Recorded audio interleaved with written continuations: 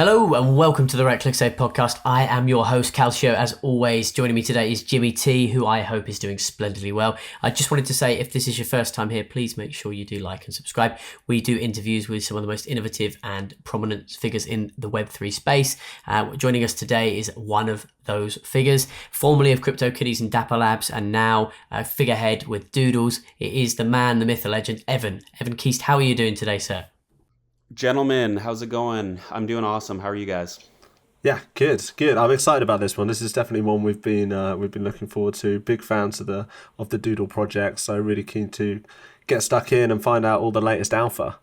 Definitely. Yeah, thanks so much for having me on, guys. Obviously, I'm familiar with your story, Evan. I'm a Doodles holder, and I think a lot of the people listening will also be Doodles holder and familiar with your story. But for those that aren't, would you be able to just give us a bit of a summary on how your journey has progressed over the last few years to kind of getting to Doodles and being where you are now?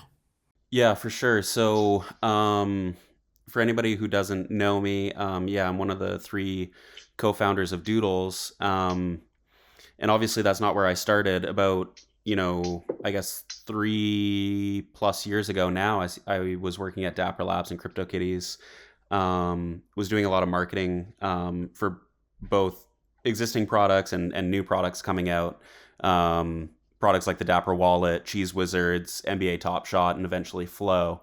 So yeah, just had really good experience in product marketing and community management for NFT products. So after I left Dapper Labs, I was working at a gaming company for just over a year, and that's when NFTs really started picking back up again. So I made the jump and went full time with Doodles with another person from Dapper Labs, which is Jordan Poopy Cat.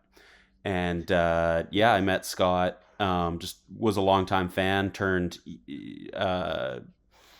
He actually did we worked together on a project, and that's how we kind of had a working relationship together. And we pitched him the idea of Doodles, and yeah, here we are today after that. Awesome. We don't have that many people who can genuinely say they are an OG of the NFT space. I think you've definitely earned that title being involved with CryptoKitties and Dapper Labs as early as you were.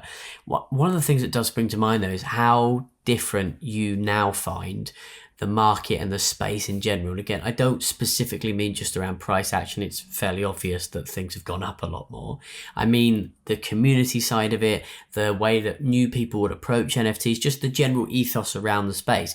How is it now compared to 2019? Yeah, that's a good question. I think everything's just matured in the last 3 years.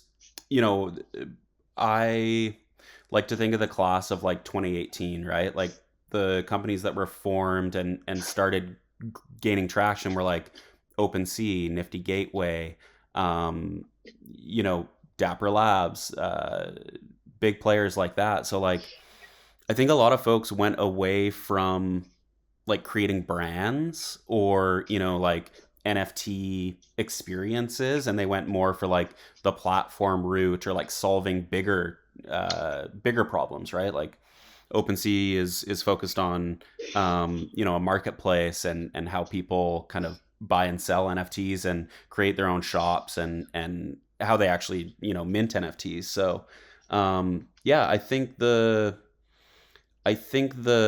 kind of early OGs in the space like just went away from like creating brands on the blockchain, and I think there was like a gap in the market early 2021, right after kind of Top Shot had, just a massive run and brought so many people in. And that's where you saw, Bored Ape Yacht Club and, Artifact and other kind of like, NFT leading brands emerge, right?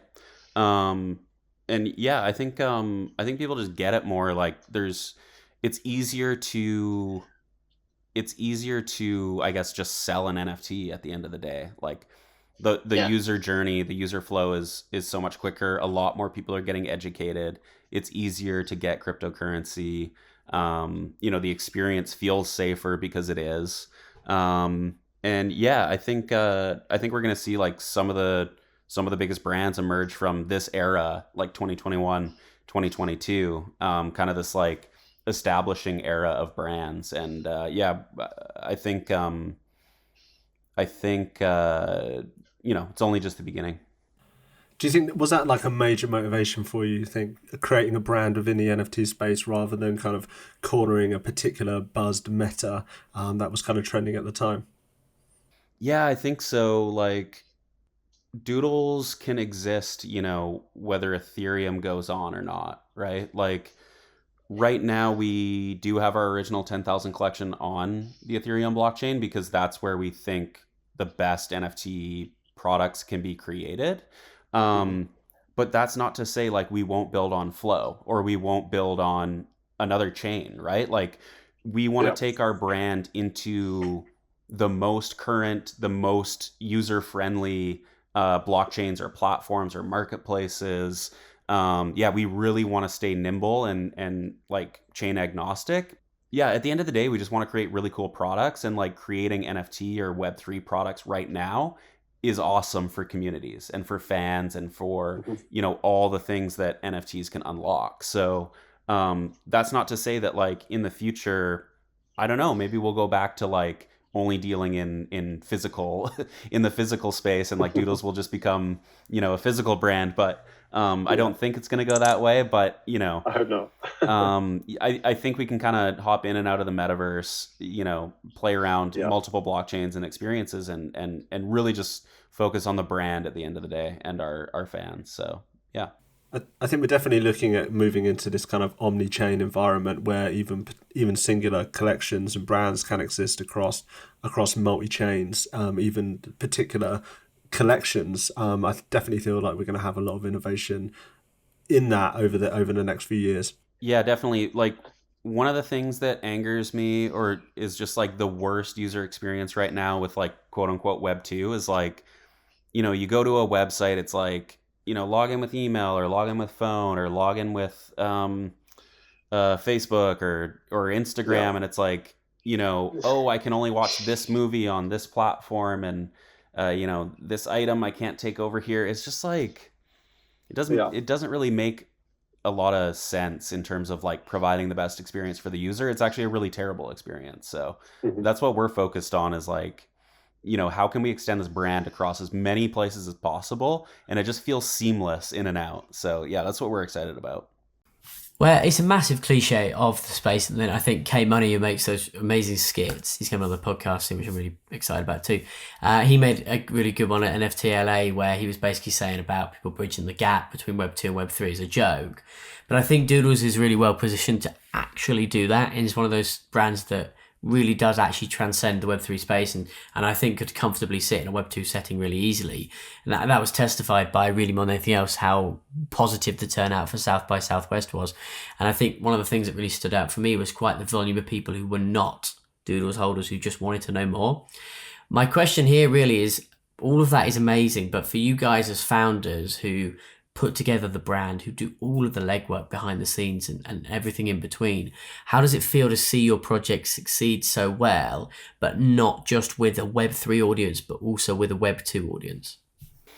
Oh, that's a good question. I mean, like, we were only planning for, I think South by Southwest in total came together like in about 2 months, right? So we were behind even from the get-go. So like throughout the process, we had to make executive decisions or creative decisions that like, wasn't I wasn't happy with every single thing. When you create something, you become like obsessive and you want to make sure everything's done right. And yeah, with that time frame, like, it was crazy. Um, so up until the night before, even the morning of, like, yeah, you're thinking, are people going to like this? Like, did we miss the mark on this? Like you're releasing something into the world. It's like, yeah, you're worried about how people are going to interpret it. But yeah, we put a lot of work, a lot of energy, and really it was the Doodles brand. So I think people resonated with it, and yeah, we're really glad that it came out the way that it did. But yeah, no, it's definitely every time we release something into the wild for the first time, it's nerve wracking for sure. As a Doodles holder, all you want to see, or just as a holder or anything in general, really, is passion and pride, I think, as a base level. And the way that your three of you were presented in your South by Southwest interview was exactly that. It felt like there was care. There was genuine love and attention to detail. And that's how I think Space Doodles was something which, if you looked at it and wanted an airdrop like ApeCoin or something else like Azuki's Dirt, whatever, it wasn't that, but it was never supposed to be that. I'd love to know a bit more about how Space Doodles actually came together, though, and about how the idea was conceived, about the direction you originally thought it would go in, and if you're actually happy with the end product. Yeah, no, for sure. I mean, Space Doodles is very much still like as a fully fleshed out experiential blockchain product, like it is the base layer of that, right? Like the Space Doodles have on-chain data that represents things that can be used in the future. So again, like we don't want to sell something that's not finished yet, so we sell it as is. You know, like this is, you're getting this NFT as is. You have the MP4, you have the on-chain data, your doodle turns into a spaceship, and it's non-dilutive. So that's what we created at the time. And yeah, I think, you know, in the future, when these statistics and when these properties are actually used, like I think people will kind of understand the like technical brilliance behind it. But yeah, I mean, right now the sentiment for Space Doodles was, I don't want to say negative, but it kind of got mixed reviews. Everybody kind of wanted that airdrop mechanic, um, and that's fine. That will take into consideration, and you know, the Doodles could do an airdrop in the future. Um, you know, we definitely want to give people free things. We want to give people awesome NFTs. So yeah, it definitely will be coming out. But you know, Space Doodles, it allowed us to really grow our technical stack. We have like a really good pipeline for art generation. You know, it's the first layer to building out what I think everybody wants to see in the space, which is like a truly decentralized experience where you can take an asset into multiple experiences. So yeah, I think Space Doodles is yet to be, you know, fully experienced to its full potential. To understand like the process you went through when sort of putting doodles together, how much of this was kind of pre-planned when you originally put together the idea for the brand, the artwork? Was Space Doodles something that you had in mind of doing from day one, and how it was going to then incorporate and integrate into the other plans that you had for the brand going forwards? Or are you a bit more reactive and liquid and kind of growing it organically and trying to find your route for the brand to go? Yeah, that's a good question. It's definitely the latter. Like we are super nimble, super Yeah, experimental. Yeah, when we first started Doodles, it was a you know, community influenced roadmap. Um, yeah, we quickly learned that, you know, consensus is hard. You know, managing a decentralized community is hard. So, you know, we took a yeah, little bit of the reins back over to us, and we kind of started putting out those proposals. You know, like, hey, let's build Space Doodles. Let's somebody had said let's go to South by Southwest, so I said, yeah, okay, here's what going to South by Southwest would look like. um but you know, the space is just moving so fast that, yeah. you know, Oh yeah. we really want to not take too much control, but really like add what how we want to take Doodles to the next level. So yeah, Space Doodles, it it was a concept before we released Doodles, but it really got, you know, actualized in terms of Doodles to Space Doodles. Maybe a few weeks after the original collection came out. Um, Yeah. but yeah, I mean, Jordan really, you know, he steers the product development, and it's not just for Doodles and the Doodles community and what Jordan wants to build. Like our network, you know, is looking at all the current problems and solutions of the NFT space. through our advisors and our friends and just the companies that we used to work for in the past, it's like we're all kind of looking at the same problems, and we're all, at least I would hope, we're all trying to come up with innovative solutions to figure out what do we all do next. We're all trying to iterate on top of that. So I think staying nimble is like definitely the way to go. How many ideas are you guys having to like put a pin in, or just say, look, that's an amazing idea, but we've got to kind of really focus on these things that we're kind of doing at the moment? Yeah, there are like hundreds and hundreds of ideas, and the funny thing is too is when you're building in public, we're very much building in public. Like we can't keep up with the amount of like community suggestions or like even inbound like partnership requests or really amazing opportunities. It's just like, unfortunately, we have a plan and we're sticking to that, and I think we're going to see some really amazing stuff come out, and we have our spin on it, and lots of things to learn from the other projects throughout this year too. So it's great for NFT development. That's exciting. It's actually, to be fair, quite a nice segue into learning a bit more about your thoughts, Evan. I know, obviously, normally that's Evan, co-founder of Doodles, but as someone who has got so much experience with NFTs, I'd love to know how you feel about things like ApeCoin and Azuki Dirt, and how you think they influence the market positively or negatively, I guess. Yeah, me personally, I mean, I'm so deeply connected to Doodles, and like I'm working so hard just on our brand that like I haven't been participating too much in other communities. I do hold a lot of NFTs, PSA. I still actively like buy and sell, and I don't get to do as much as I would like to, unfortunately, but I just don't think anything anybody else is doing affects us in the slightest. I like that. Yeah, like we take note of it, and basically I think people would be under the wrong assumption if like they thought the Doodles founders, every one of us as well as our team, isn't planning on doing some sort of amazing I don't even want to call it an airdrop, because I think and maybe an airdrop by the time we do it will be not a thing, and it'll be whatever way we do it. So of course we're thinking about like, hey, the next thing that people mint, or the next thing that we drop into somebody's wallet, or the next experience that we provide, it needs to be something cool. It needs to be something new. It needs to be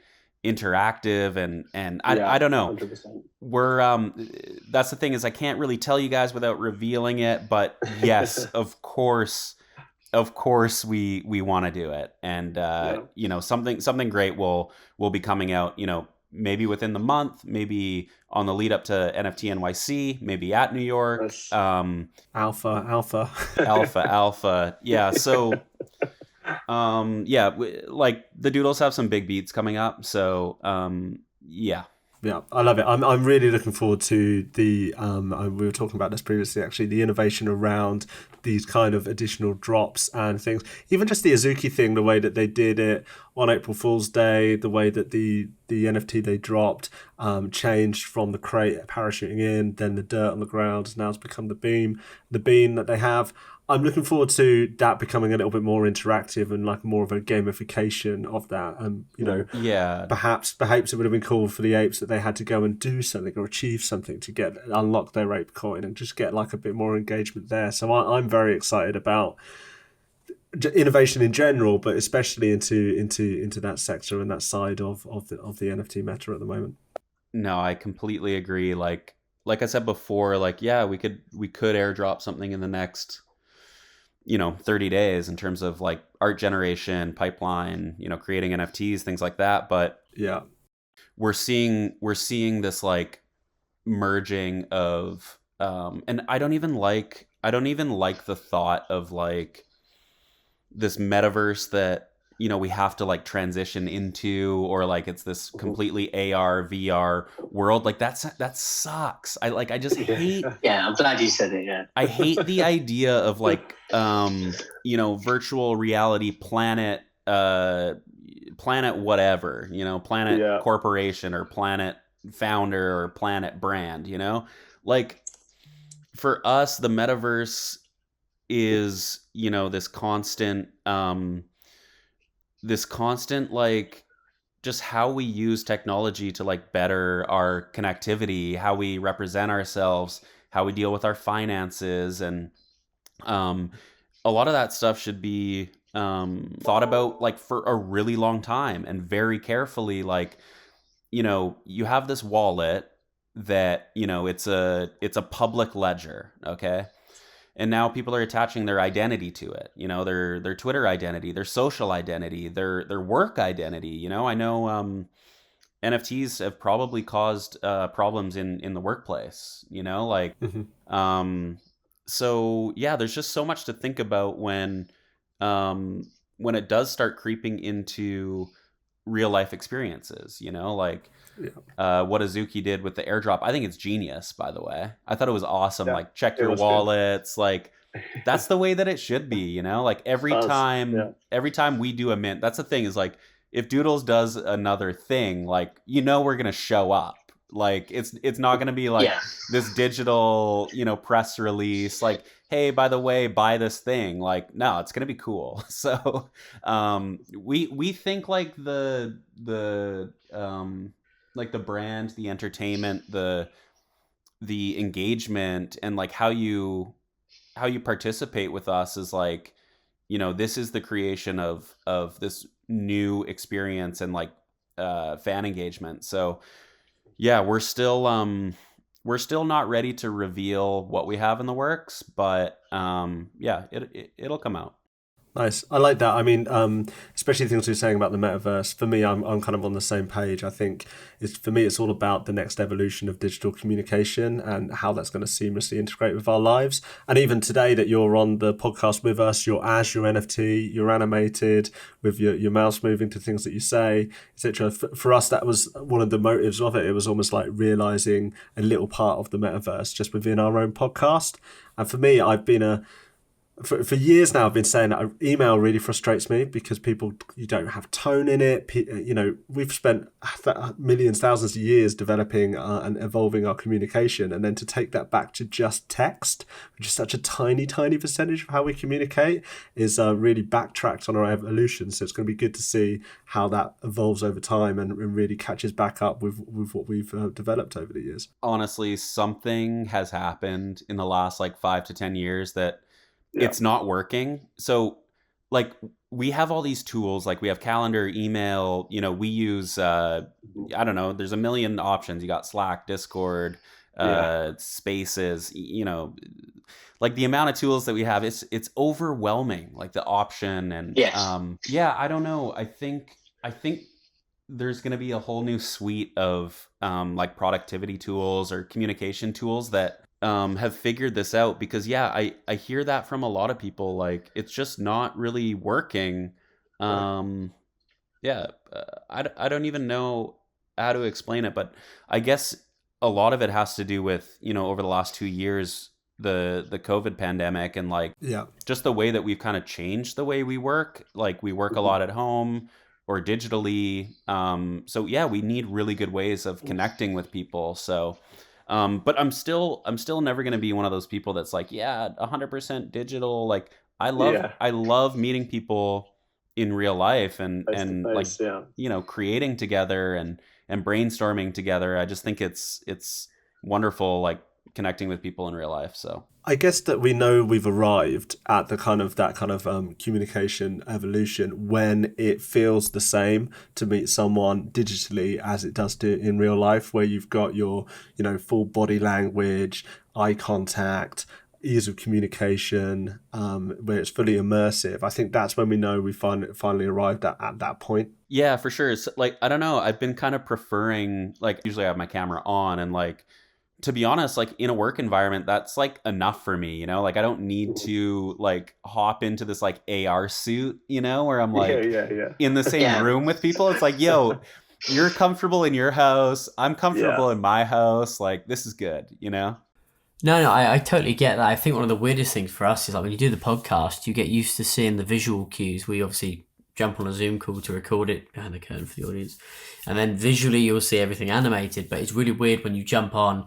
Jim and I are sitting here chatting away on the video call and the guest doesn't have a video. It's weird. It throws you off because you get used to reading audio cues.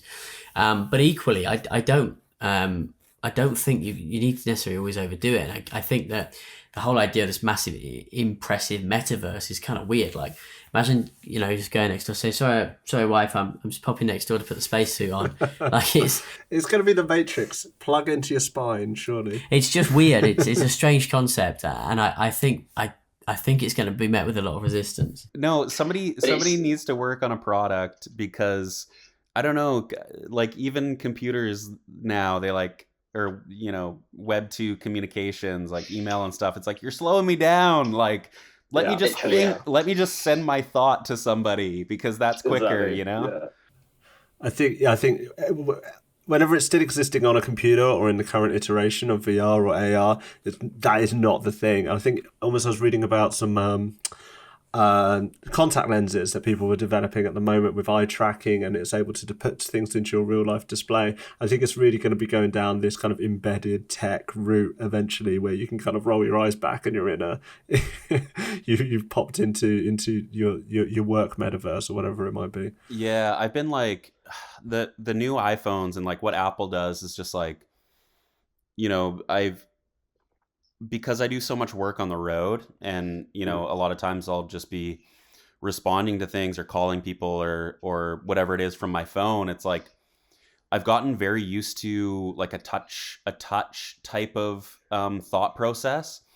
Yeah. And I think in the future, if we have like a lot more things that are like digital displays that you can really interact with your hands with,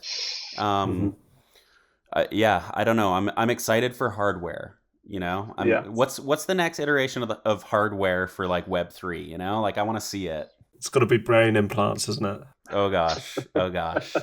Hopefully not brain implants. You know. Yes, I know you guys obviously originally the idea behind Doodles was to have it as a DAO, and then you pretty quickly realised that giving ultimate financial control to people who are potentially stressed with being overinvested and who won't have a consigned or unified vision isn't ideal, and so was formed the Doodles Treasury, which I think was a great idea. I think it's a fantastic piece of kit as well, because it means that when we're looking for that latest and greatest innovation, there's a good chance it comes from within the team. But it also means that you can go and kind of provide new opportunities for yourselves to expand. And I just wondered if there was anything specific coming next for the Doodles Treasury. Yeah, that's a good question. From us, like we just finished putting in our scaling proposal. So like we're good, you know, like we have enough runway for this year to like build what I think is competitive to all the other brands in terms of like what you can do with NFTs. If not more competitive, I think we're building, you know, the best like Web3 brand and product team in the space. I'm obviously very biased, but you know, it's just actually, you know what? I'm gonna stop saying best, and I'm gonna say a unique team.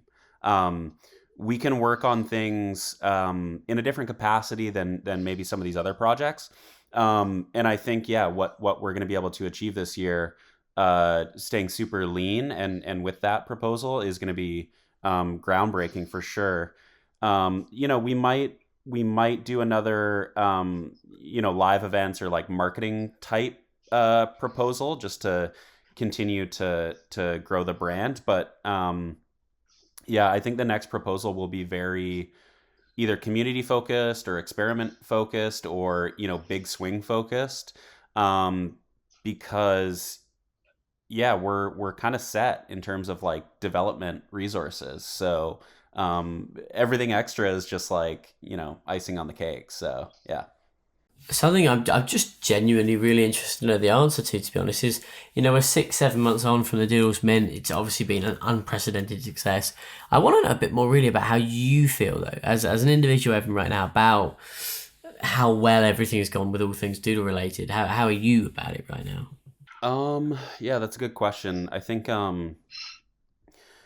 it's going really, really well. And yeah, how does it feel? It feels great. Like, I feel like the community is cheering us on. Like, even people that aren't in the Doodles community, like, realize that, anything that anybody does outside of our small, we think we're huge, but we're all like tiny in comparison to like global markets, right? But I think everybody that's in it sees the opportunity that NFTs or Web3, the whole space has on, benefiting not only individuals, but like, and also I hate sounding cheesy and stuff, but I do think it's revolutionary and like world changing technology, just in terms of like how many people it can benefit. Like I have rambling thoughts on, a question this big, just because there's just so many things that I want to attempt to solve, with Doodles Yeah. and with the kind of like resources and teams that we're creating. I just think, nothing is too challenging for us to solve Yeah. with this team we're building. So yeah, I'm just incredibly humbled that like people trust us to, take on the pressure, the responsibility, the crazy product cycles, and the ever changing market. So yeah, there's a lot of pressure, but it's also like very humbling that folks have chosen to like put their trust in our team. So yeah, both very very crazy, but very humbling, and I'm just super stoked to build with amazing people. Yeah, I mean, you guys have definitely earned that status, just from your experience in the space, how you've executed, and just the kind of mature way that you're approaching the market. I think we see anyone involved in NFTs for any period of time just sees the amount of noise that's out there that you kind of have to cut through. So it's nice, and we're big proponents of this. We always want to speak to real people, real projects that are doing it right, that are the good people in the space. That's why you were like really high up on our list of projects that we wanted to speak to, because I think it's really important that we champion these kind of projects when there's so much FUD and so much scam projects and so many bad actors out there. I think we wanted to take a bit of a responsibility of shining through the real mature and well-governed projects that are out there too.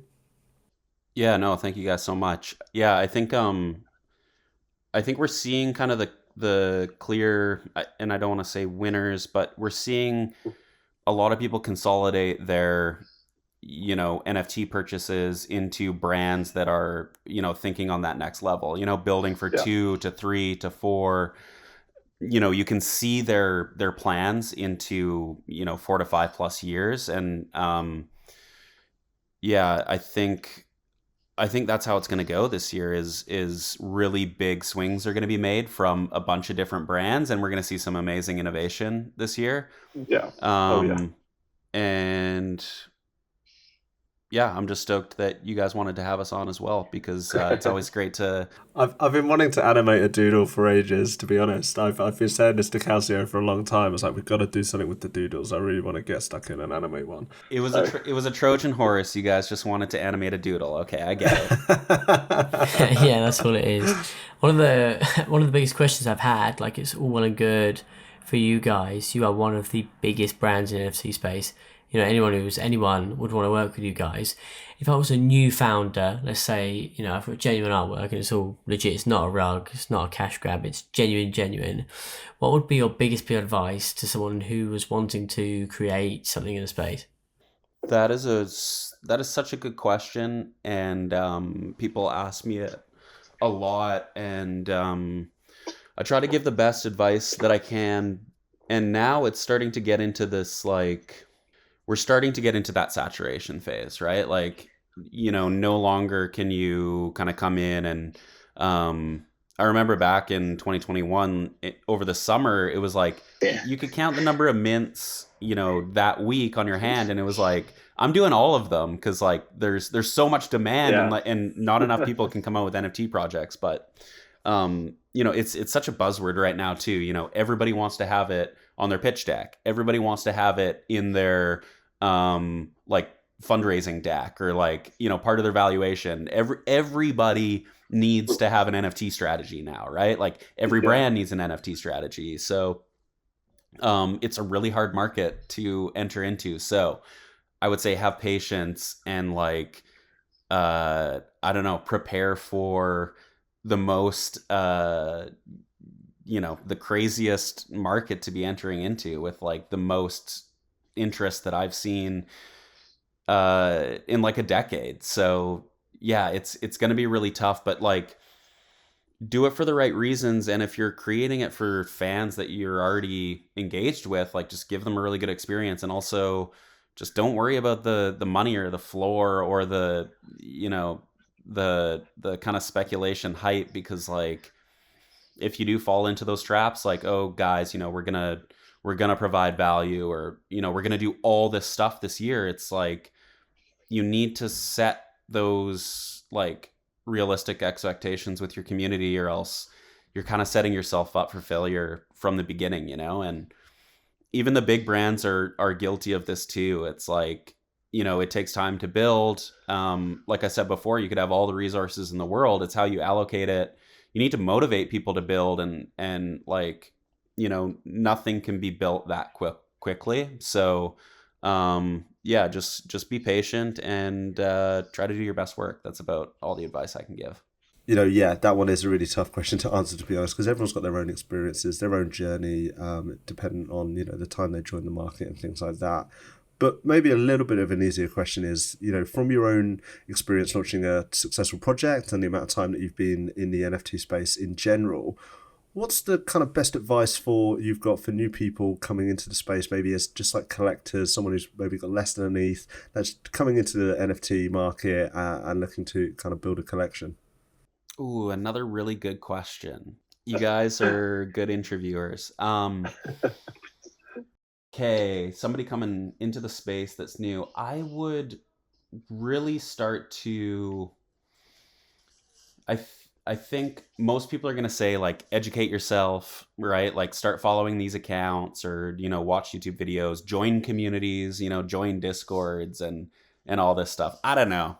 Do you really want to do all that stuff? Like that's kind of crazy. Like I didn't do that stuff. I just like started buying NFTs and like breaking things and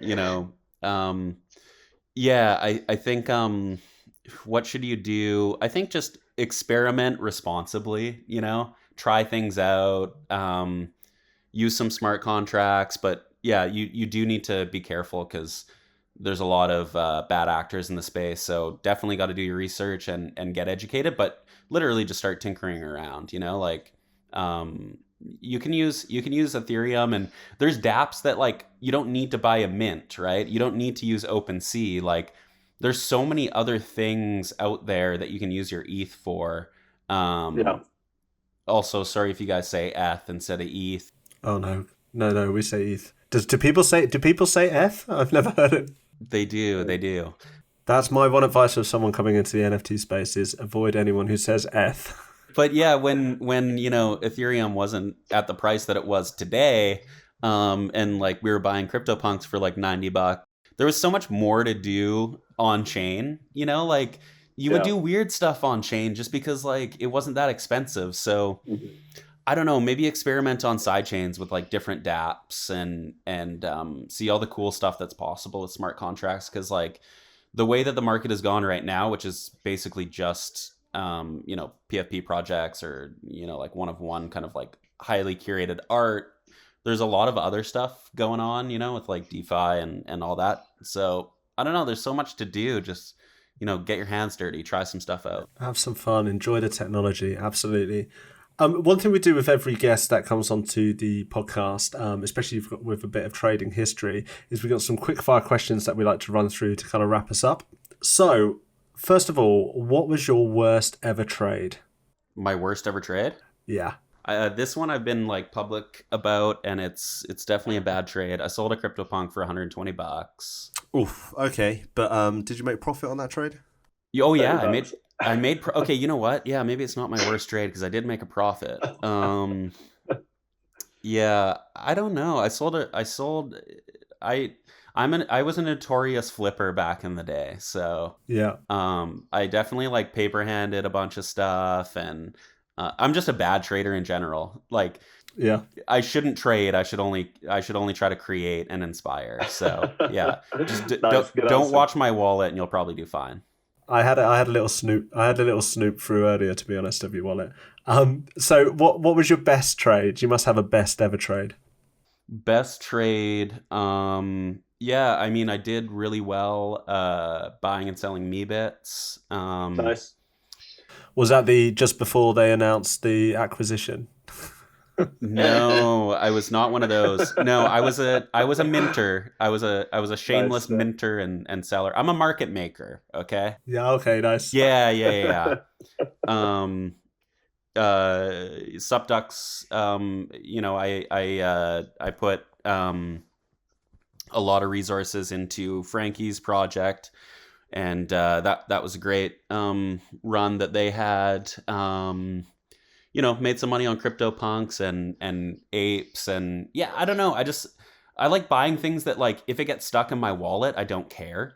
Yeah, I'm like that. Like yeah. if I got stuck with a CryptoPunk, not that big of a deal. If I got stuck with an ape, not that big of a deal. If I got stuck with a sub, like all of these things are like I would keep if I'm not able to sell. So I don't know. I just like to have fun with NFTs and not like take it too seriously, because at the end of the day, like you're buying, brand experiences. So people take it really, really seriously, and like maybe like to a scary degree. So everybody should chill. Okay, so the next question, rarest reveal. So something that you've revealed from Mint. Have you been a lucky minter? Okay, 3D glasses on me bits. Nice. Not bad. Trying to think if I got anything else rare. I got a really rare Super Yeti. Okay. Get This is this. before. Get this. You remember Super Yeti? Absolutely iconic. I'm pretty sure I sold one for like 2.5 or 3 ETH. Nice. That's quality. It was a really good win. What else did I get? Oh, I just got do you guys know Joan Cornella? Yeah, for sure. Yeah. He's a Spanish cartoonist, and he's kind of, I don't want to say he's similar to Scott, like Burnt Toast, but similar in a sense that like he's been developing his style over his whole life, right? And Nice. his character is very iconic. So basically, it's his brand as an NFT project, which I love because it's so collectible. Like, he's already been doing collectible characters, and it just like translates so well into NFT projects. So I got a rare one of his, and I'm more of somebody who like waits till it's minted and then actually just like goes on the secondary and buys what I think is rare, like as early as possible, because I kind of like to choose, Yeah. Yeah, no, I definitely know what you mean there. It's always nice to get a nice reveal, though. But, No, it is for sure. It's fun. Yeah. It is fun, yeah. People It's the forget loot too box. that like NFTs are just kind of fun. Like it's a new way to experience and like engage with art. So it's like, yeah, It's like the old school collecting, isn't it? When you used to buy the pack of cards from the shop, you open them up, you want to get the shiny one, and it's the same as opening. That's that same emotional response that you get. It's gambling, basically, gambling. I think consumers are like starting to be like, yo, I want to like sit down and like have like a moment of some are anyways. I know, like, okay, you know what, scratch that. I know some people like don't even look at the artwork. They're just like using spreadsheets and stuff. But there's a subset of collectors where it's like, yo, I love to sit down and like open up an album and look at the artwork and see who's credited and like touch it, feel it, interact with it. And that's what I'm stoked about.